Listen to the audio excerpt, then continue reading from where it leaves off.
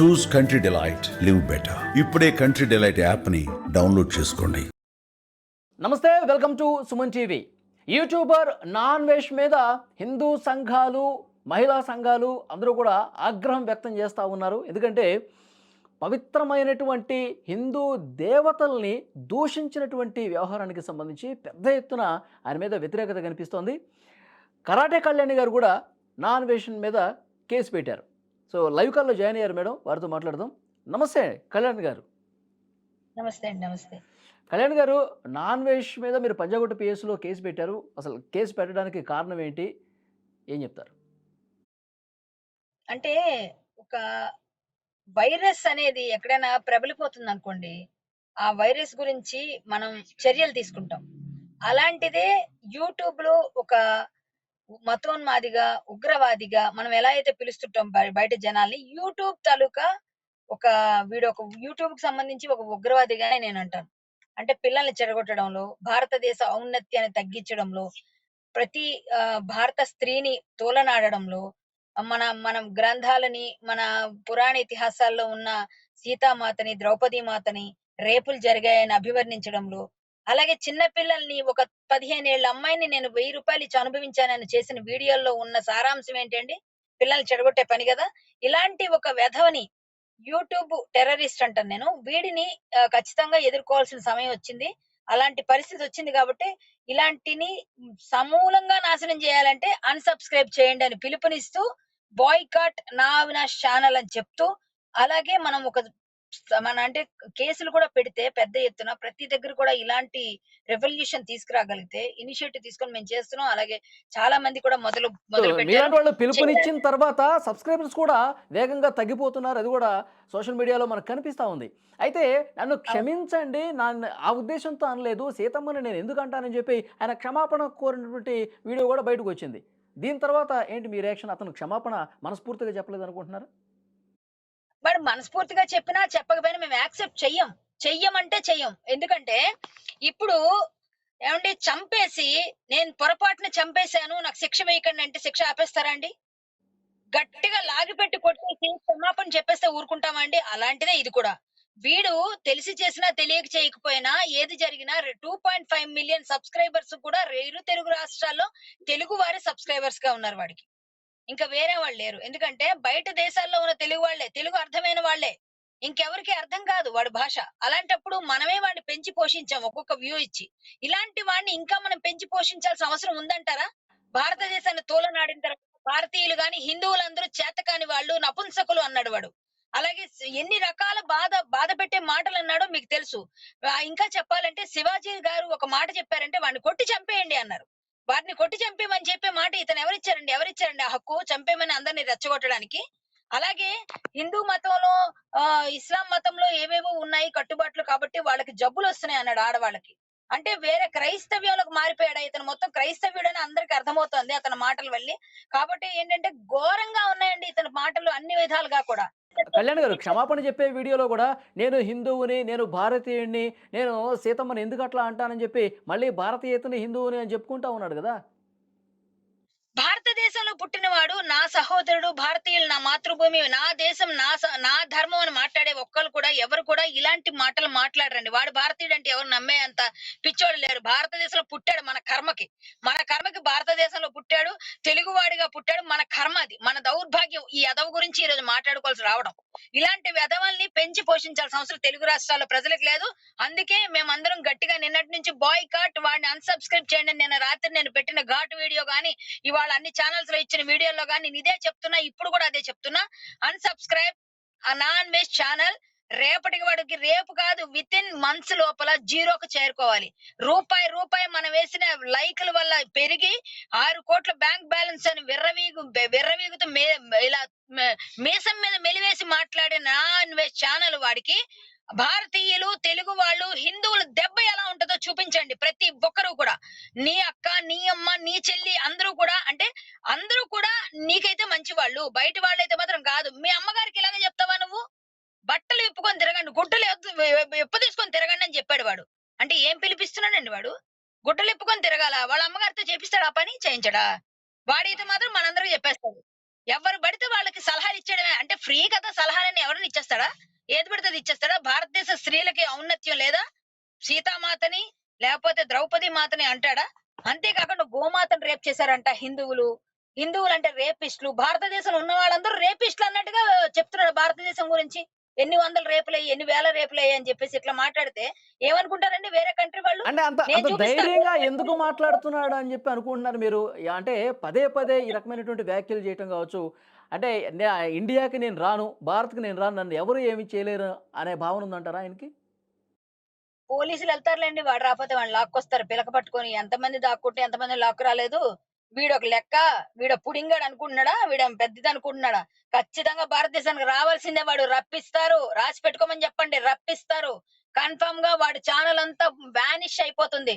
ఒక్క ఛానెల్‌లో కూడా వాడు మళ్ళీ డబ్బు సంపాదించుకోలేకుండా భారతదేశంతో పెట్టుకున్నందుకు వాడికి అవుతుంది తప్పకుండా. అంతే కాకుండా మన భారతదేశం గురించి బయట దేశాలతో పోలుస్తూ ఇక్కడ బాగా ఎక్కువ రేపులున్నాయంటే, అంతకన్నా ఎక్కువ రేపులున్న కంట్రీలు చాలా ఉన్నాయండి. వాటికన్నా కూడా నేను చూపిస్తా. అలాంటిది మన భారతదేశంలో రేప్ కంట్రీ అన్నట్టు ఎలా అభివర్ణిస్తాడు వాడు? భారతదేశం గురించి ఎలా మాట్లాడతాడు? హిందువుల గురించి ఎలా మాట్లాడతాడు? వేరే మతాల మధ్య ఎట్లా చిచ్చు పెడతాడు? వాడు భారతదేశంకి రాకపోవడం కాదు. పిలక పట్టుకొని లాక్కొస్తారు వాడిని. లాక్కొచ్చేటట్టు జరుగుతాయి. ప్రతి ఒక్కరు కేసులేయండి. వీలున్నన్ని ప్రతి ఇప్పుడు ప్రదేశంలో కేసులేయండి వాడి కేసులేస్తున్నారు పైన. మేడం. ఇప్పుడు మిమ్మల్ని గూడా ఇన్‌స్పిరేషన్‌గా తీసుకొని చాలామంది స్టేషన్‌లకెళ్ళి నాన్ వెజ్ మీద కేసు పెడతా ఉన్నారు. ఏంటి యూజ్ ఏంటి? ఆ నాన్ వెజ్‌ని ఇక్కడికి తీసుకొచ్చే ప్రయత్నం ఏమన్నా జరిగే అవకాశం ఉందా? ఆయన ఎక్కడో ఏ దేశంలో ఉన్నాడో గూడా చాలా మందికి తెలీదు. ఏలేం థాయిలాండ్ లో ఉన్నాడు ఇప్పుడు ప్రెజెంట్ వాడే చెప్తుంటాడు. ఇక ముందు చెప్పకపోయినా తెలిసిపోద్దులేండి. ఎలా అయినా తెలుసుకుంటారు గానీ తెలుసుకోవాలంటే పోలీసు నిఘా పెట్టారు గదండీ! ఇప్పుడు మహిళా కమిషన్ కల్పించుకొని ఏం మహిళల గురించి దేశం సీతామాత గురించి మాట్లాడితే వాడి గురించి పిలిపించరా? వాడిని దేశానికి పిలిపించండమ్మా మహిళా కమిషన్ ఇప్పుడు. వాడిని పిలిపించండి. వాడెక్కడో దాక్కున్నాడు. వాడిని పిలవండి. మొన్న 2 మాట్లాడినందుకు ఈయన పిలిపించి కూర్చోబెట్టారు దోషిలాగా. మరి వాడిని గూడా పిలిపించండి. వాడిని పిలిపించి గట్టిగా మాట్లాడితే కరెక్ట్ గా ఉంటుంది. నెక్స్ట్ ఏంటంటే వాడి యూజ్ ఏంటంటారేంటండి? భారతదేశాన్ని తోలనాడిన వాడికి భారతీయుడిగా కొనసాగే హక్కే లేదు.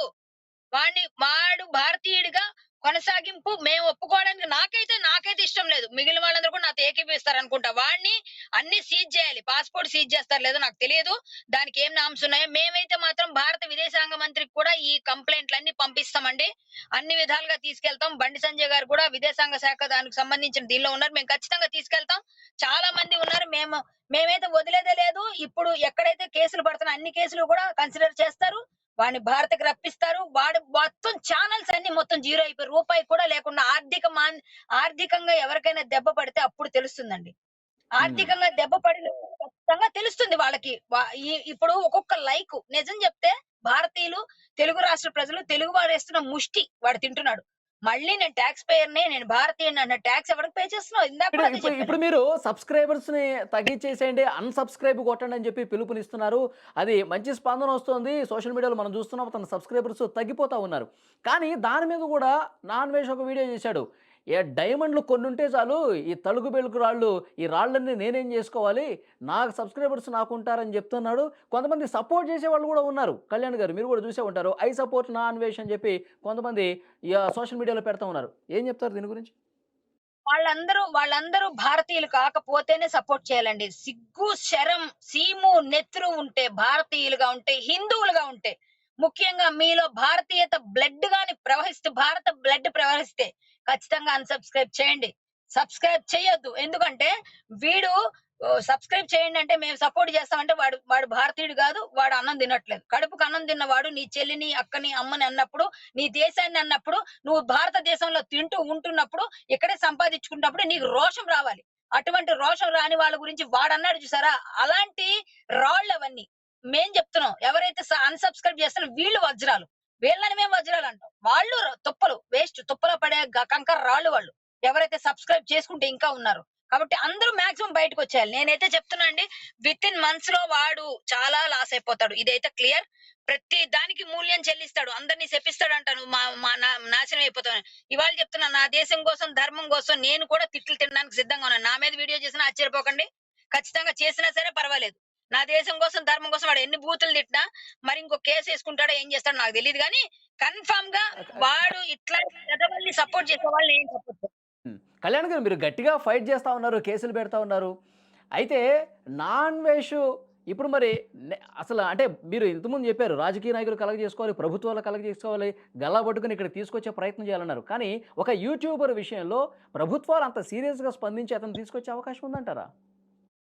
అంటే దేశం మీద ధర్మం మీద మరీ ఇంత వెల్లువెత్తి ప్రజా ఆగ్రహం ఎప్పుడైతే పెల్లుబుకిందో అప్పుడు కల్పించుకునే అవకాశాలు ఉంటాయండి. ఇంకా ఇంకా ఆగ్రహం జ్వాలలు రావాలి. ఇంకా పెల్లుబుకాలి. ఇంకా చాలా మంది బయటికి రావాలి. చాలా మంది నోరు విప్పాలి.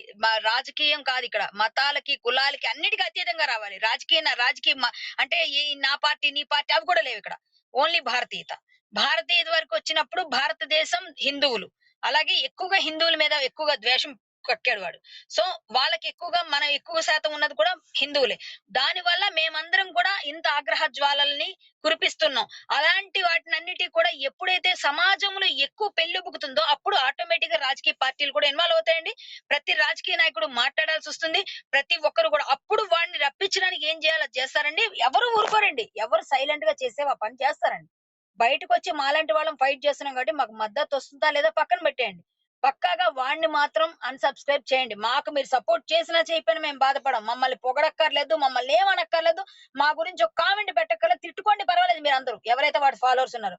బట్ వాడిని అన్‌సబ్‌స్క్రైబ్ చేయండి. నిజమైన భారతీయులు మీలో సిగ్గు, శరం, దమ్ము అన్నీ ఉంటే మాత్రం భారతీయుడిని చెప్పుకుంటుంటే భారతమాత ముద్దు బిడ్డగా పిలవాలనుకుంటే ఇలాంటి వెధవల్ని, ఇలాంటి పురుగుల్ని ఏరి పడేయండి.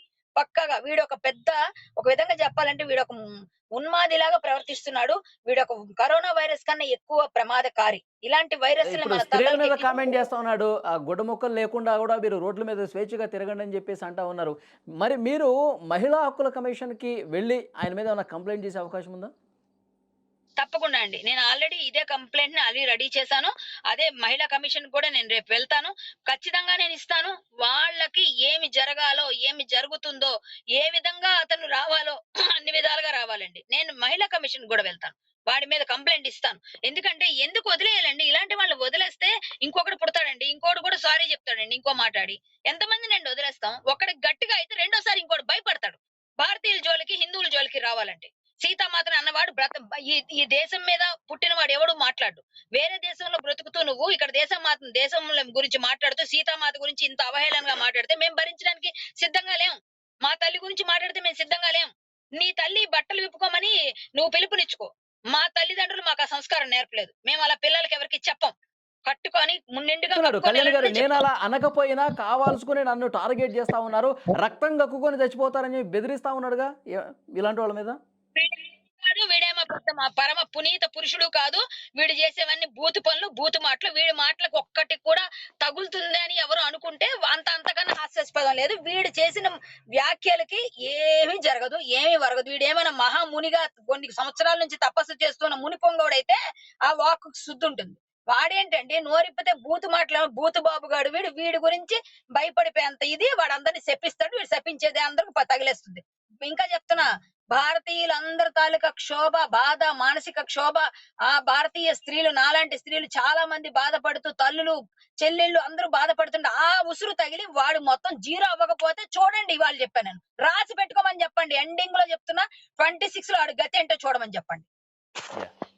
చూద్దాం కళ్యాణ్ గారు. నెక్స్ట్ ఆయన వీడియోల మీద వీడియోలు చేస్తా ఉన్నాడు. ఇంకేం మాట్లాడతాడో దాని మీద మీ రియాక్షన్ కూడా తీసుకుంటాం. థాంక్ యూ వెరీ మచ్ అండి. Thank you.